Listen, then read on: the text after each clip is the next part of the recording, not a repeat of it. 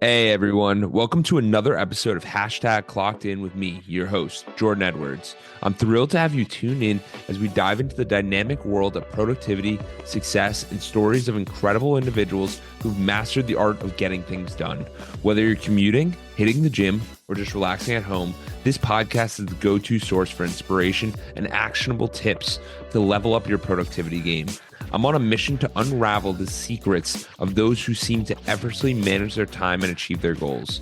So if you're ready to clock in and unlock your full potential, you're in the right place. We've got a lineup of amazing guests, industry experts, and thought leaders who will share their insights and strategies to help us crush your to-do list and make the most out of every moment. Get ready to get inspired, motivated, and equipped with the tools you need to supercharge your productivity. This is Clocked In with Jordan Edwards.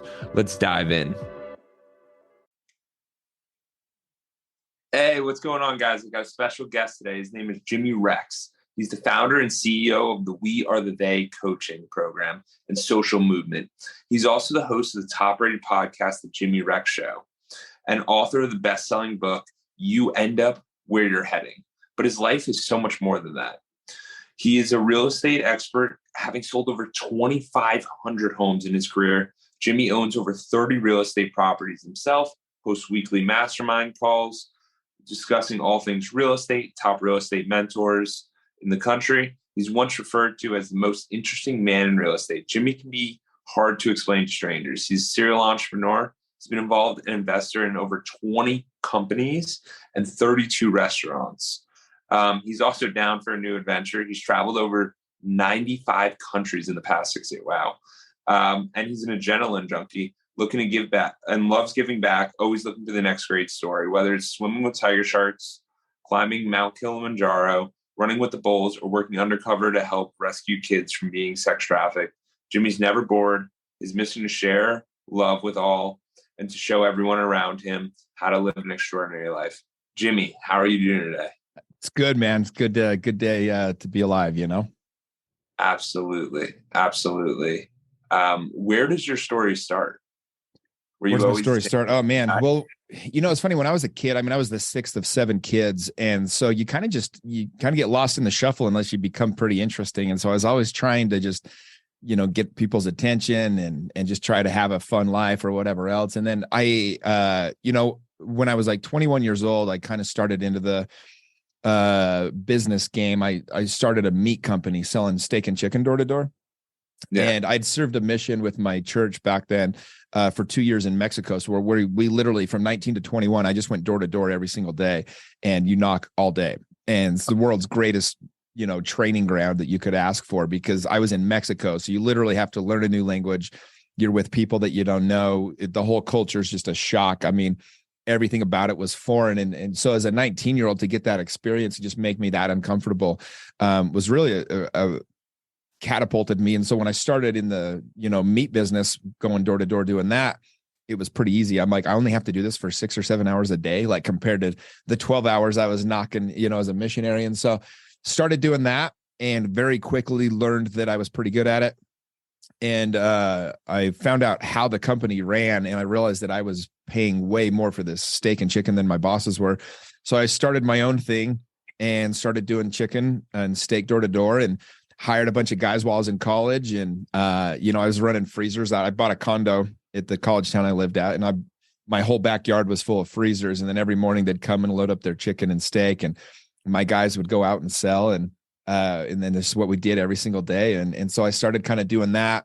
And then I just kind of was trying to figure out what I wanted to do with my life. And so I started a TV show. I started a Christmas light business. I just was doing different things, trying to just have this entrepreneur spirit, and eventually found real estate and, started that in 2005. And I had the gift of about a year and a half. It was just the easiest thing in the world to sell real estate because market was so red hot. And so I started doing that. I hired a coach, which changed everything. And, my second year as a realtor, sold 98 houses, was one of the 2 finalists for salesperson of the year on the Select Board of Realtors, and kind of just took off from there. So that's what I did for the next 15 years. Wow. What was let's start off with the missionary, because most people don't understand what that is. Obviously you're from Utah, and we know about that a little bit. But what was that experience like? Does every one of your friends go? Do you guys go together? How does that even work? Yeah, you don't get to pick where you go. So you put your name in that you want to go, and then they send you where they want you to end up at. And so you don't know where you're going. You get a, letter in the mail from the church leaders, and it tells you where you're headed. So you decide, in that moment you read it, that's where you're going to spend the next 2 years. And so mine said Monterrey, Mexico, and I'd never heard of the place at the time, but so you end up going down there. You spend about 2 months learning Spanish and kind of getting into missionary mode. And then you head down, you head off. And you're literally, 24/7, you're a missionary. You're not allowed to talk to your parents, but twice a year, Mother's Day and Christmas. Oh my God. Yeah. And on my mission, we weren't allowed to do email until the very end. And so you write a letter and you get a response 3.5 months later. That took that long for the mail to go from Mexico to the US. Pretty wild. But anyway, and so it's just a crazy experience, man. I remember my first house had dirt floors. I got there in the wintertime, which is funny because you think Mexico will be warm, but like the desert, it got so cold at night. And so, your cold showers like that. We were doing that before it was cool. And just kind of running with it, man. And literally all day you just go door to door, knocking on people's doors, hoping to share a message. And we lived on $75 a month. And we actually paid in $400 a month to be a missionary, and they gave us $75 back, but the members of the church would feed us every day. And it was a crazy experience, man. Like I look back now and so, you don't talk to your friends for 2 years. You don't talk to, your family, you get to talk to them twice a year, but you're fully lost in what you're doing. You're out there doing it. And that's, it's cool because at first when you get there, you're like, and I'm not even a member of that church anymore, to be honest. But when I did it, like I have so much love for my mission because you truly spend all day, every day, simply caring about other people, helping other people, worrying about other people. And when you're doing that, you really grow to love it. Like it's a really beautiful space to be in, and you're just not worried about yourself. Your basic needs are taken care of. And other than that, you're not doing anything for yourself. You're doing it for the other people. And I think that's why it ends up becoming this really beautiful experience. That's incredible. And when you think about it, most people in that 19 to 21 time are going to college or just taking a lot of steps backwards. It can be forward progressively, but like there are some steps backwards where they're learning to be on their own for the first time too. But I think that experience sounds pretty unique in the regard of like really learning who you are and what you want to be. And did you have ideas while you were there being like, I need to start this meat business. I need to get something off the ground. Like, no, it taught me that I was good at sales. Like I was one of the highest baptizing. I was probably the highest baptizing missionary out there. Not that was like the older, but I knew how to work. I knew how to talk to people. Yeah. I knew how to connect. And, and I really worked hard. And so it was funny. So when I got back, I was like, okay, I know I'm good at selling. I know I'm good at being able to talk to people. So I actually wanted to be like a waiter. I just thought it'd be a fun job to be a server, but because of my beliefs with my religion, I wouldn't work on Sundays. And so like nobody would hire me. And so I ended up answering all these ads about sales. And I remember I, went to a used car dealership and answered a few other ones. And that's how I found the meat ad. I remember the guy explained it to me, and it was just door to door. I'd been doing that for 2 years. So I was just completely like, okay. And this was now, especially here in Utah, there's a lot of companies that go door to door. They do these summer sales programs. They sell pest control and solar and security systems and stuff. But it was kind of before that became popular. And so I was doing it. And I just honestly I remember my first day I went out, I think I sold in like an hour and a half. I sold all the steak that I'd had I had like 6 cases worth, and I made probably $300, but it changed my whole life because all of a sudden I realized my worst case scenario in life is I'll make 6 figures selling meat door to door. Cause like when you're a kid, you want to have money when you're older, you want to be wealthy and stuff, but you don't know how you're going to get there. All of a sudden I had this opportunity that was like, wow, my worst case scenario, I'm going to have $100,000 a year selling meat door to door. And all of a sudden possibilities just started opening up in my world, and my brain really expanded my mind. And so from that day forward, I think I started having bigger and bigger visions of what I wanted my life to be. Yeah, I think that's such a good tidbit that no matter where you're at in this moment, you can always go back to where you're at. And people don't realize that. And they're like, oh, if I cut the cord, then what am I going to do? How am I going to? Most employers, if you go back to them, that you'll have the opportunity again. And knowing that is a really strong way to be like, my life can only get better from here. Right. Yeah. No, that was the power of it. It was just like, oh, wow, this is my worst case, Yeah, that's awesome. And then you start getting into real estate, and what was that experience like? Because I know that's a little different than door to door. That's, You got to build the relationships. I mean, I originally just got in because, I was interested in investing in real estate. I'd been told that was a good way to make money. And so I started listening to these CDs on tape back then, like Carlton Sheets and, Robert Allen, No Money Down, and just all shit that's not even around anymore. And I was like, okay, I want to get into real estate. And I got my license. And I remember I had a few deals kind of fall in my lap. My first 6 months, though, as a realtor, I only sold like 3 or 4 houses. It really wasn't going that well. I didn't know what I was doing. And I found a flyer for the top real estate coach in the country. This guy named Mike Ferry. He's a legend in the real estate agent space. And I just went to his seminar. And by day 3, they gave us these homework assignments that we were supposed to do. And by day 3, I signed up and threw my hat over the fence. And I ended up, because of his coaching, my next 6 months, again, my first 6 months, I sold like 3 or 4 homes. My next 6 months, I ended the year with like 60 sales. And so I, won all these awards. I was 24 years old. Everyone's like, holy shit, this kid's, selling like crazy. I'm sure I was annoying as could be because I was like a little hustler. But my next year, I sold 98 homes with 1 assistant, I was one of the 2 finalists for salesperson of the year on the Salt Lake Board of Realtors. And then from there, I thought I was God's gift to real estate because I was selling so many homes. I was winning all these awards. Like money was just coming in like crazy. And then all of a sudden the market turned. And all of a sudden I realized it was not that special. And but the one cool thing is because I'd had this coach for the year and a half that I did learn good habits. I was really good at prospecting. Every day from 8 to 11, I made my calls. My one job every day was to make 30 cold calls to for sale by owners. And I was excellent at it. I did it every day. I didn't miss. And because of that, even in the hard times, 2007, 8, 9, I was still the number 1 agent in the office. I was still, it's funny because I was making a couple $100,000 a year, but I was also spending a couple $100,000 a year. I mean, I was basically breaking even, but I was able to survive it. And then once the market started to turn, what made a difference in my game is I was a little bit earlier than anyone else on the investing game. And I started finding really good deals on investment programs. I mean, you could pick up properties back then. You're talking about a real estate deal that, you're buying a house for $140,000 that rents out for $1,500 a month. And your payment was like $600-700. They were everywhere, but nobody was buying them because everyone was just terrified of real estate. But these deals were everywhere. And so I just, really started taking advantage of that. And so I think in 2000, 10, 11, I started selling a lot of investors, probably sold 75 homes a year again. And then in 2013, I started working with a hedge fund that was buying up a lot of homes and sold almost 200 homes that year. And that just, from there, it kind of just took off again. Partner, I got you. So originally it was the prospecting and building up that habit, which it's incredible how a coach can distinguish you.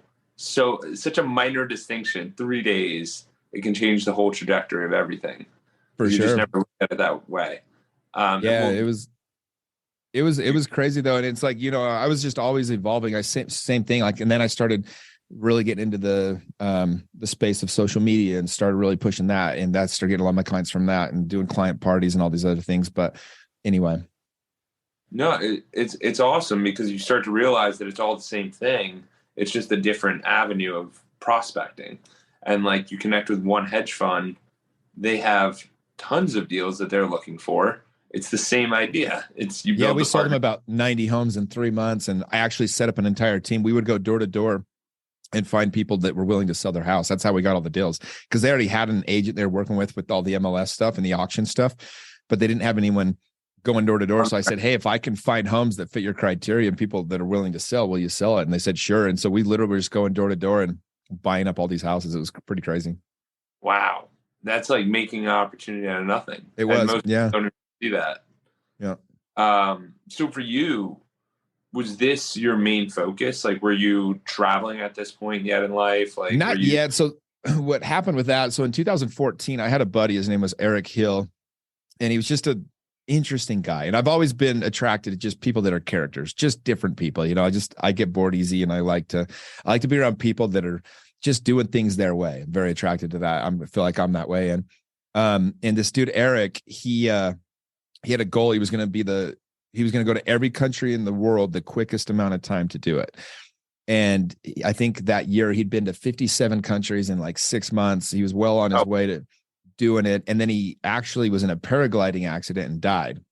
And when he died, he was also a contestant on The Bachelorette at the same time. Like, dude was just a crazy dude.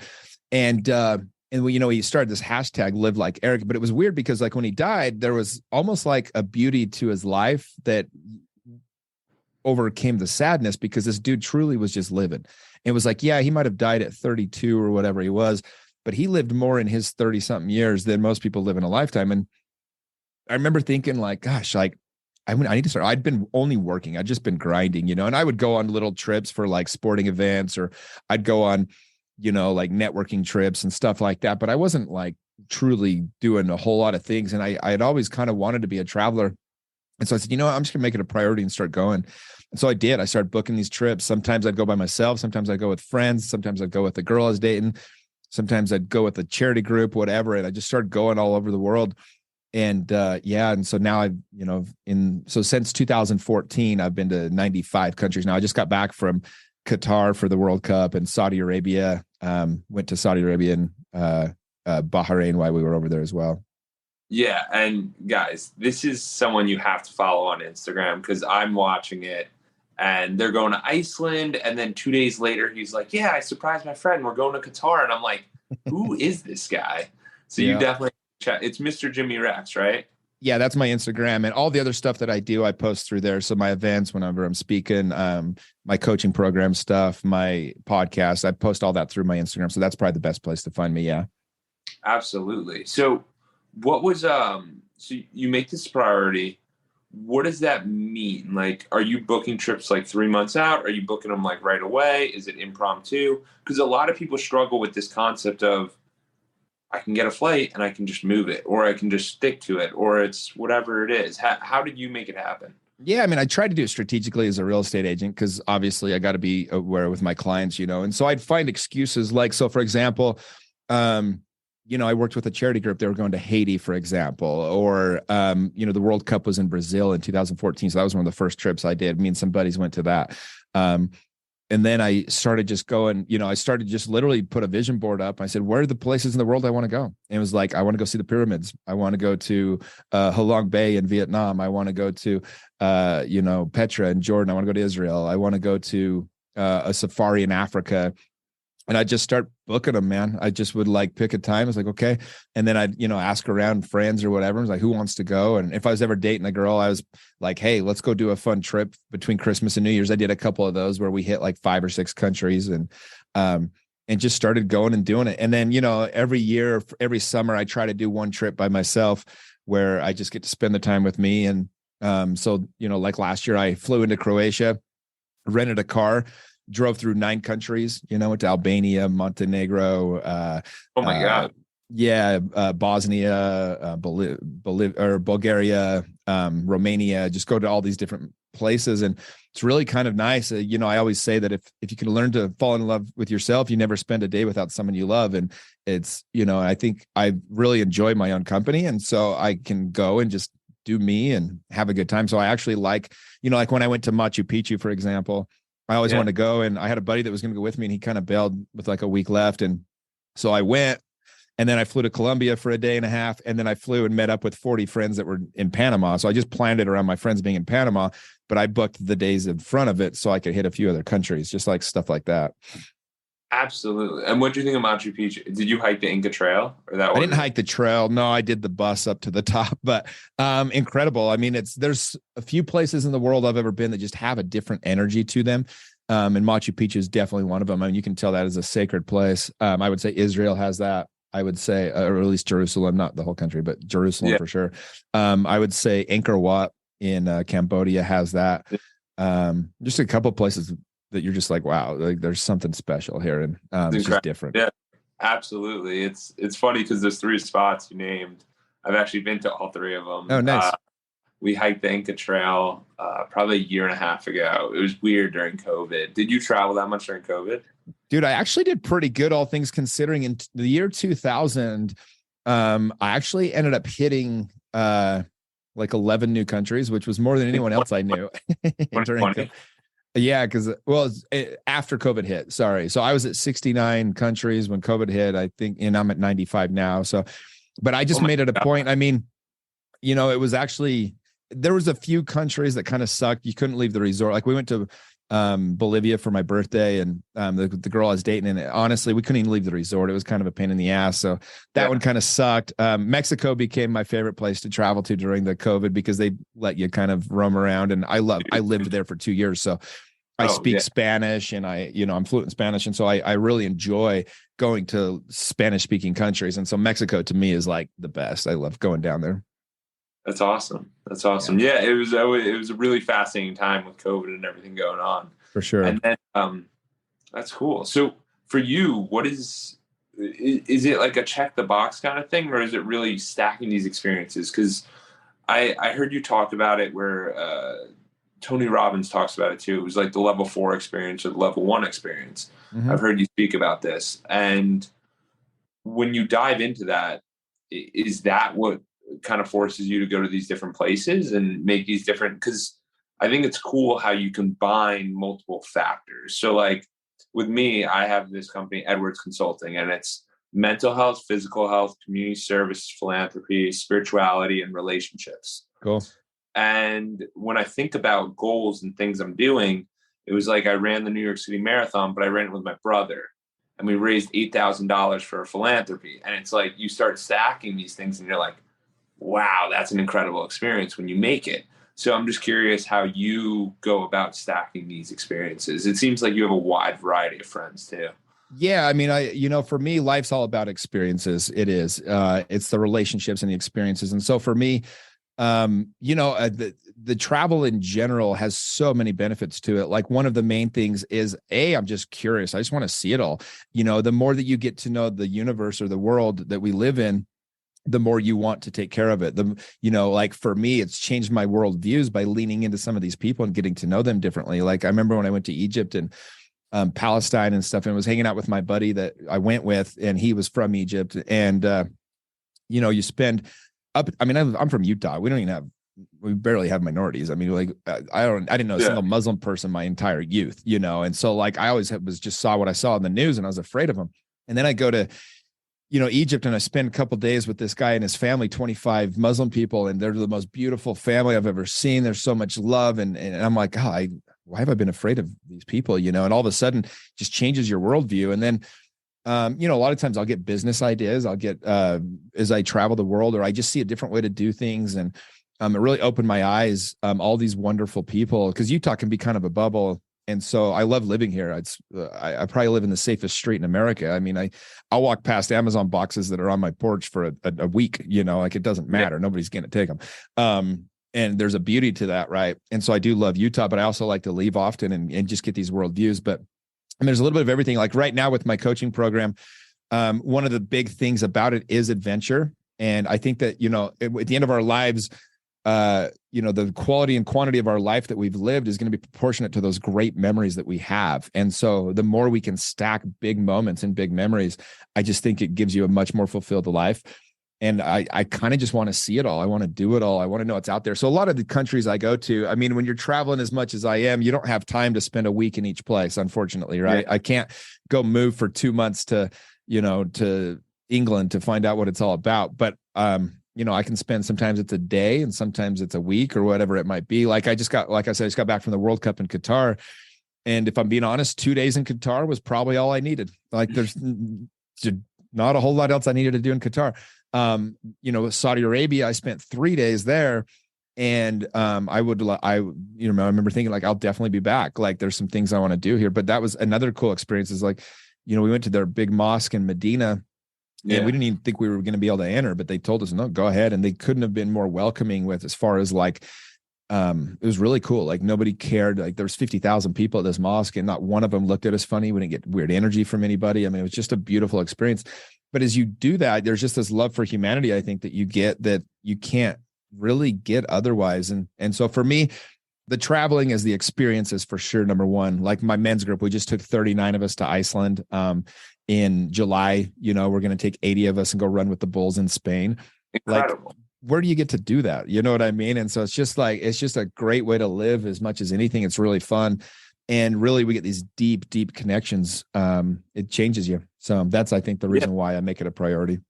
No, absolutely. I love that. And I really realize that what basically you're creating amazing memories. And the way you think about that is, I mean, for anyone to want to create their own is like, you think like usually during this time, like today's December 28th. And usually during this week, I think back with my year and it's like, what's the highlights of the year? And when you think about them, it's never the bar with your friends. It's never hanging out at your house watching a movie. It's never that. It's that unique moment where you're like, I really challenged myself and I did something I'm really proud of. Whether that's going to a new country, traveling, growing the business, anything that's hard, people are like, I'm really proud of that. So I think that's incredible that with the We Are the They, what you're doing, because I saw it. I saw you guys do the Iceland trip and I was like, wow, like, first of all, that's a lot of movement. That's a lot of logistics. And it's just very interesting how you take that dynamic approach. Because I've been in masterminds before, you see them. It's usually that you go to a place for 3 days and you go back and you're supposed to be rejuvenated or it's supposed to be changed. But this adds a component where it's like, hey, we're actually all traveling together. And it's not like, hey, let's go to a city or let's do this. But it's a very unique experience, which I think, yeah. So Jimmy, what kind of caused you to even create that idea? Yeah. 3 years ago, 3.5 years ago now, I guess, I sold the most expensive home ever in Utah. It was $32.5 million. Just obviously a crazy moment for me, right? Almost a 7-figure commission check. And I was the number 1 realtor in my county. I think I was number 1 in the state that year. And I had this moment where I just realized, like, I need to do something else. Like, I need to, if I die tomorrow and all I was ever known as a realtor, like, I think I've, wasted an opportunity here that I have to make a bigger difference. And not that being a realtor is a bad thing. I love being a realtor, but it was like, I just was being called to something else, something that would make more impact. And so I started kind of playing with the idea. And what I realized, my gift is that I'm really good at connecting men, at helping men to connect on a deep, deep level and help create very deep friendships. And so as I did that, I had the opportunity. I said, you know what? I know exactly how to do this. I'm just going to put it out there. And so I knew that, one of the main ways for men to connect is through adventure and travel, but it's a lot of the other stuff that we do that you don't see on social media. That's the real difference maker is, we really get the 3 pillars of my program are being vulnerable, authentic, and in integrity. And so our entire purpose is to help men come into integrity. And so we do breath work. We do a lot of meditation. We do, we do a cacao ceremony. We do hape. I expose them to all these different things to help them get into their soul a little bit more. And then we have these speakers come in and, we've just had the most amazing speakers to be able to talk to us. And it's real shit. It's not the surface stuff that, you get at a lot of masterminds.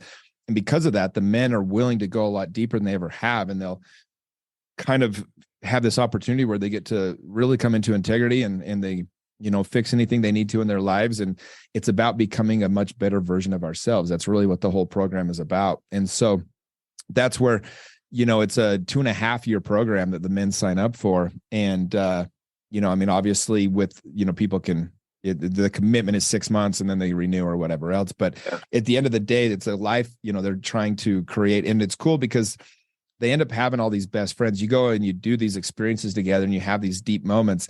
You just get a much deeper connection than you ever thought possible. And so that's really the beauty of the whole thing. Yeah. And one of the things that I think is awesome about it is that you brought up vulnerability. A lot of men have to be the provider. They have to support the relationships. They have to always be happy. They have to be able to take care of the kids. And it's this moment where a lot of men, and I've seen this with different men's groups, where they don't take a moment to go, are you okay?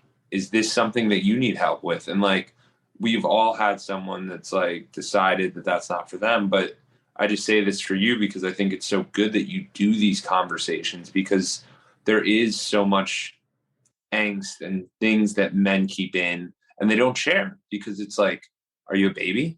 Like, are you, and there's many other words that people use for it, but it's like, most people don't have that support group that go, hey, I'm willing to listen to you and I want to hear what you have to say. And I think that's pretty incredible. Yeah, I think the way that I say it is, for most men, it's not okay not to be okay. We feel like we have to, and a lot of times we think like, oh, if people know I'm not perfect, they're going to reject me or whatever else. It's actually quite the opposite. When we're vulnerable to people and we let them see our humanity, when we let them see that like, hey, I struggle with some things, or like, my family life's not exactly perfect. All these things, like we all know it already anyway, but like it really humanizes us. And then we're able to work together to actually, you realize, you're not alone, because other people then tell you their story and you kind of realize like, oh, I'm not going through I'm not the only person that's dealing with this.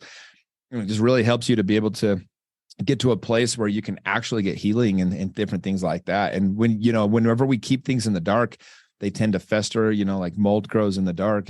But if you can bring things to light and you can, like, in a safe environment where it's going to remain safe, then you can actually do something about it where you can heal it and work on it. And so that's kind of what we've done. Is just, my whole job is just to create a container that's safe enough that men want to talk about whatever it is they're going through. We had an event a couple months ago, and after a breathwork session, one of the guys got up and I'm just bawling, and just, he talked about it. He said, hey, I had a gun to my head yesterday, literally. And he said, in this breathwork session, he long story short, he had convinced his wife 5 years earlier to get an abortion, and then they ended up getting married and to have other kids now, but they aborted this first baby, and he's never been able to live with himself. And so that's why he's been suicidal. He's never told a soul this, like besides him and his wife, no one ever even knew.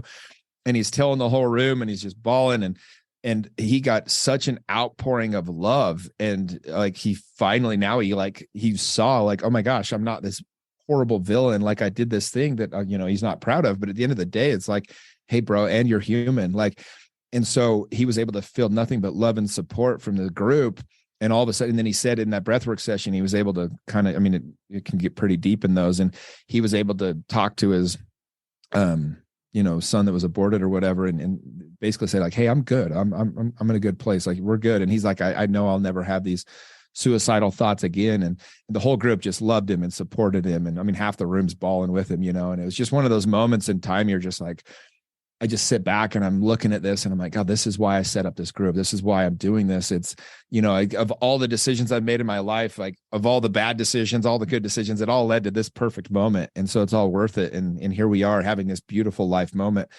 And those are almost happen every time we get together, something like that. And those are the things that really change you and really help you to see the power of just being real and being in the moment. Yeah. And from my experience, I've realized that if you don't place yourself in an environment like something like this, where it's personal development, but it's also just being vulnerable, but it's also being vulnerable with sometimes just a bunch of strangers. You don't even know them, because a lot of us feel like we can't be authentic with our friends because they might judge us. And I've had situations where you go to these things and this is all people have. Like, and I applaud you for leading this charge, because it's, first of all, it's not an easy thing, especially with COVID going on. Everyone is struggling. And now things are kind of opening up, but there's still a lot of work that needs to be done with a lot of different people. So how's the group been? Where do you guys see it going? Yeah. So, I launched it a year ago. The original group had 50 members. I gave myself 30 days to sell out the program because it's not cheap. But I wanted to make sure I had 50 guys. That was the number I wanted to have. I ended up having 147 people apply in 8 hours. And I was like, oh shit, I've stumbled on something here. So I did that original group. But I wanted to have something in place for other people that wanted to be a part of it, but maybe couldn't afford the full membership of the leadership group. So 6 months later, I opened up a new leadership group, the same thing, and filled it up again in 1 day, 2 days. And we've grown now with the other group.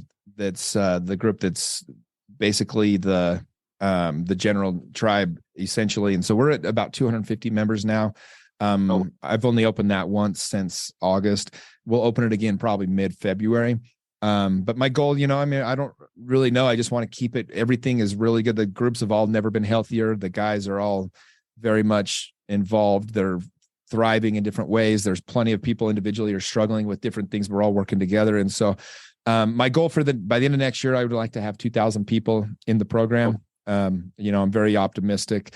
It's been beautiful. Just watch the growth of everybody. But at the end of the day, just want to keep it, moving the way we are and just keep helping all these different men work through things that they are. And yeah, man, it's been the gift of my life to be able to have this group and be able to help these guys. But so those are my kind of more my numbers goals, but like ultimately I just want to keep this movement moving. And I want to, I want to get to the national level with it. A lot of the people that know me, it's either through real estate or here in Utah. A lot of people know me with my podcast and everything that I do.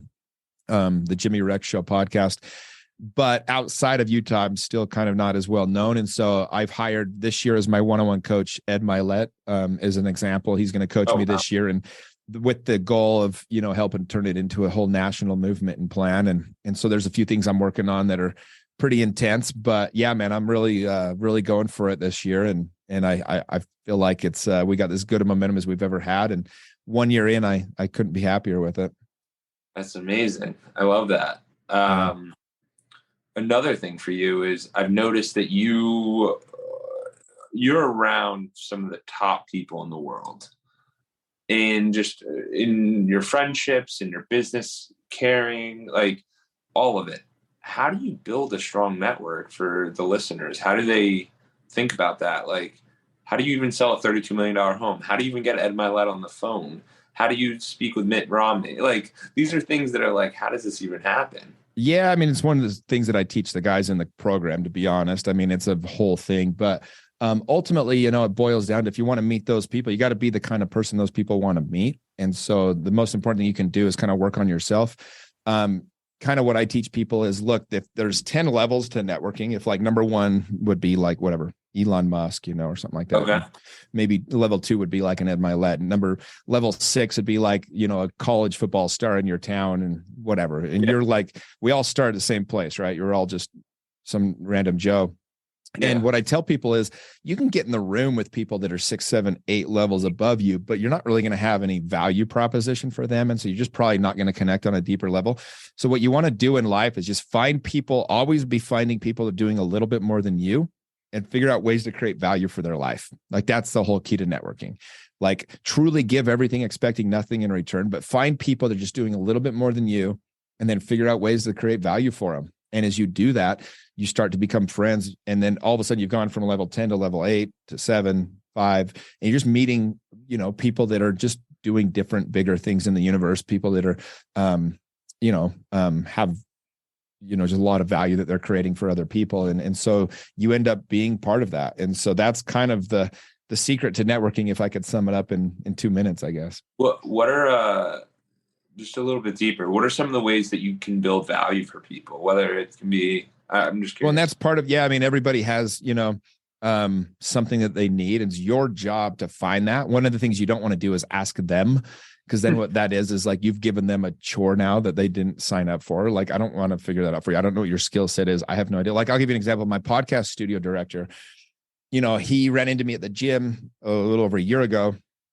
And he was like, "Hey man, I love your podcast. I'd love to take you to lunch." And I'm like, "Well, I don't really do lunch. It's just, I'm super busy or whatever." And he runs out to his car, comes back with a book. He's like, "Hey, this is a book that I've been reading. I think you'll like it. You should get this guy on your podcast. I think I can get him on for you."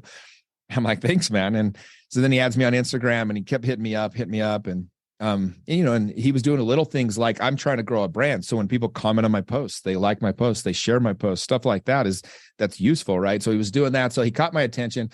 So I give him 15 minutes to come over and meet with me. And he shows up. And the first thing he says, I mean, this is an extreme case, but it's a good example. And he goes, "I've saved up enough money for 90 days. I want to work for you for free. At the end of that time, you'll either have to hire me because I'll be out of money, or I'll have to leave to go get a job." And I just started laughing. It was just so funny how we presented it. And so I'm like, "All right, man, well, I don't really have a job for you right now, but I can think of some bullshit things I need done, like cleaning my garage out and stuff." He's like, yeah. So I just put him to work, and he was doing great. So then I needed to paint my podcast studio. He did that. I'm like, shit, this kid's hungry. And so I turned him over to just learn how to produce my podcast. And then I was like, it'd be nice to have that all paid for. And so I hired him.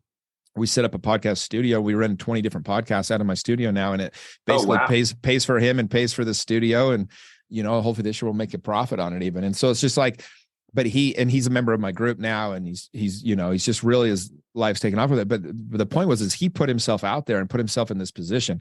Now it can be as simple as like, some people, like if they're like, for you, for example, it's pretty easy. Oh, you have a podcast. So if I was trying to gain favor with you, I'd start sharing your podcast. I'd start sending you a couple of my friends that I think would be good guests for your podcast. There's two easy ways I can create a lot of value for you very quickly, right? You said you have a consulting business. So I'd find out more about that and I'd start to share some of your content. I'd start to maybe send you a referral or two of people that would be good for your program. Like it's very easy. I'm a realtor. Like it's one of the easiest things. I have a men's coaching program. So if you refer me somebody looking to buy or sell a house, or you refer me somebody to get into my program, that alone is going to gain a lot of favor with me immediately. Right.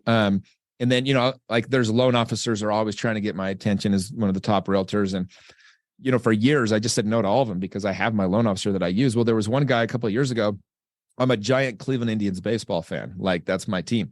And when they made the World Series, this dude was smart enough. He called me up. He goes, "Hey, I'd love to take you to games 1 and 2 in Cleveland. It's the whole thing's on me." No way. Absolutely. And I was already going to go. And I said, "Look, man, I'll go, but I got to be honest. Like I was going to buy these tickets that are on the front row. Like this is a big deal to me. I want to, and he goes, "Done, let's do it." And so we ended up going to games 1 and 2 of the World Series. He bought the tickets, bought my flights, the whole thing. And we ended up becoming partners on, we have real estate deals together now. We've done a lot of transactions together. He became my number 2 loan officer, which for the top realtors, it's still a lot of business that can come your way.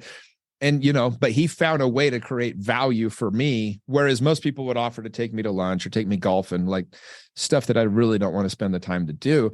He found something that legitimately I wanted to do. And so I don't know, it's like, those are more, again, extreme cases, but it's your job as the person to figure out where your value is and to create that for the other person. 100%. And I wanted to just ask that because there's so often that we hear create value, but it's what is that value? And even me, I was like, I thought you were super interesting. I'm like, he's got a podcast. He wants to be more known. Let's see what we can do for here. Like, come on the podcast. I'd love to have you on. But now we're in each other's worlds, right? Where we wouldn't have been otherwise. Like if you'd have hit me up for almost anything else, I probably would have said no, like just being honest. Right. But it was like, I'm trying to get my message out. I want to be on, different podcasts. And so I usually, and because I'm a podcaster, I can appreciate people trying to get good guests. And so, I usually say yes. If people ask me if it's a real podcast and they're putting real effort in, then I usually say yes.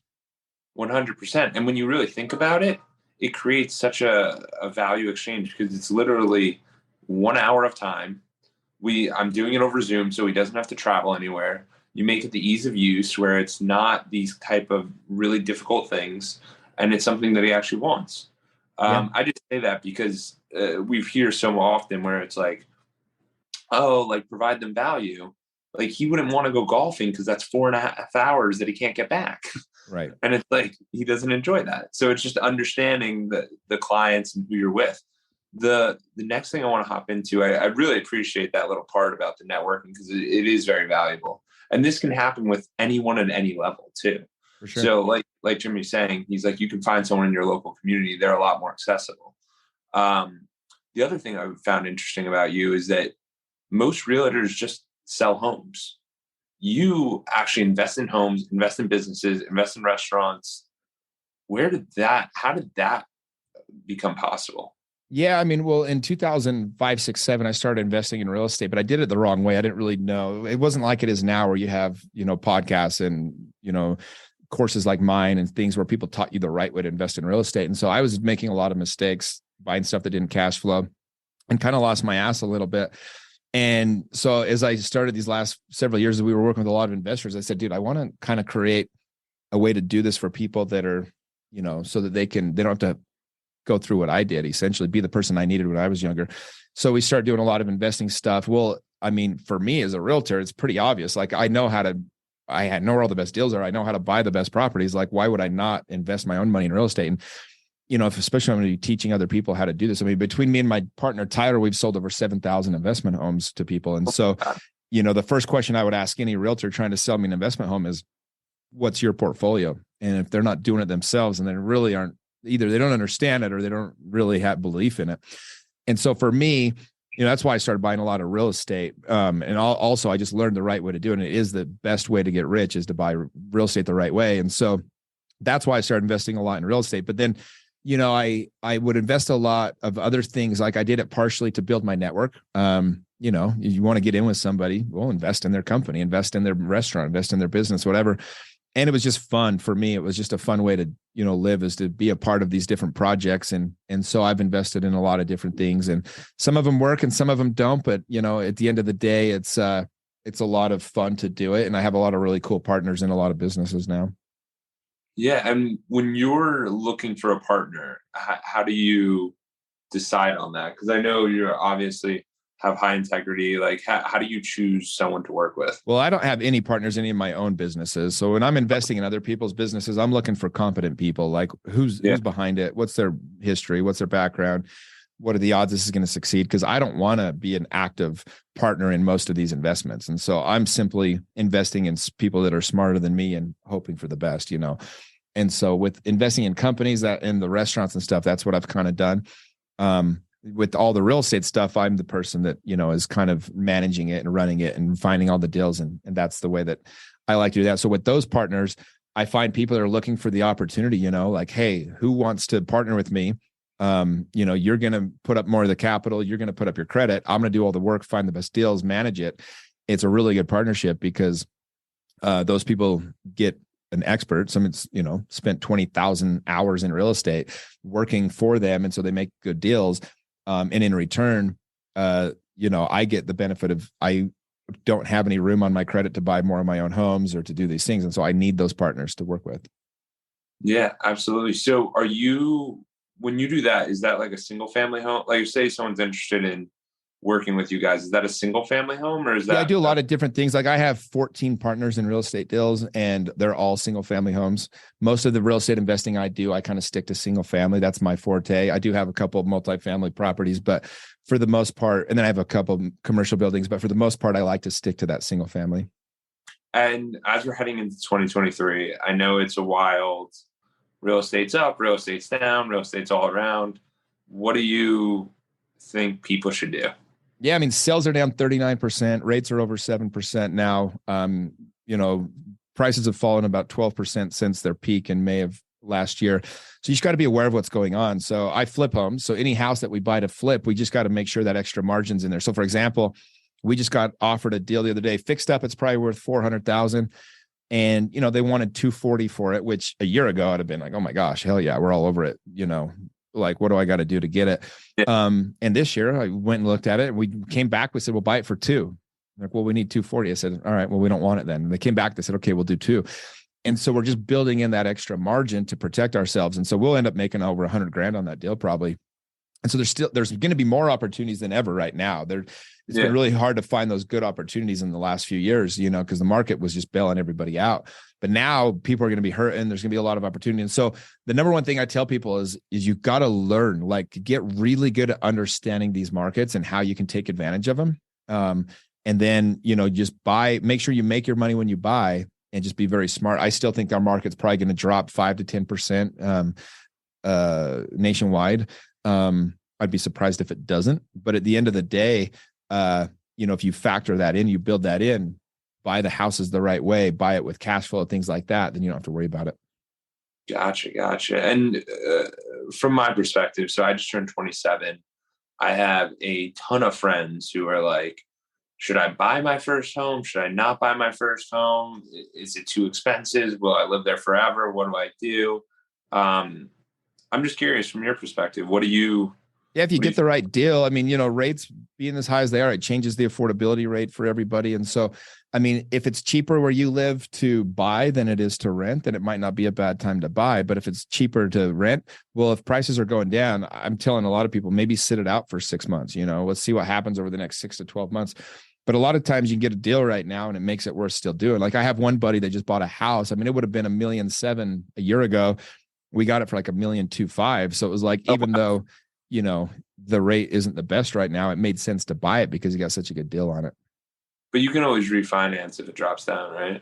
If it drops, yeah. And if it goes up, you'll be glad so, I mean, it's tough. I mean, there's not a good reason to buy homes right now. In most markets, there's, either the rate or the price was the reason to buy. And neither of those is really the case right now. So it's just, you got to be more careful than before. I'm definitely telling people, don't overextend yourself. Make sure you can live with the worst case scenario. If it's an investment property, it damn well better be a really good one. Otherwise just sit it out for a little bit and be patient. Yeah, I appreciate that perspective. Jimmy, you are, as they said, the most interesting man in real estate. You got your travel, you have the we are the they movement, you have real estate, you got so much going on. How do you manage it all? You know what, man? It's pretty simple. I have really great people around me. I really do have the best people around me. I have amazing, the guy that runs my real estate investing stuff, Tyler, is just a wizard. Chris, that runs my real estate team, is the best in the business. My partners in the we are the they are just incredible. And so I have great people around me. And then, my job's to make a mess, just moving a lot of pieces, and then they take care of the back end of and everything. And so honestly, I think the key is just surround yourself with great people. Incredible. And where can people find you? Where can they find the we are the they? Where can they learn more about you? Yeah. So the best place for me is just go to my website, go to my Instagram, which is Mr. Jimmy Rex. That's the best place to find me. And again, I post everything through there. And so just add me on Instagram and feel free to reach out if you have any questions I can answer. I try to respond to everybody, but yeah, man, I'm very easy I always want to help people out. So Mr. Jimmy Rex on Instagram. Absolutely. I'll throw that in the show notes. Thanks, Jimmy. All right, my man. Thank you for reaching the end of the podcast. For that, we'll give you a complimentary coaching session in the link below with Edwards Consulting. Hope to see you there and have a great day and keep clocking in.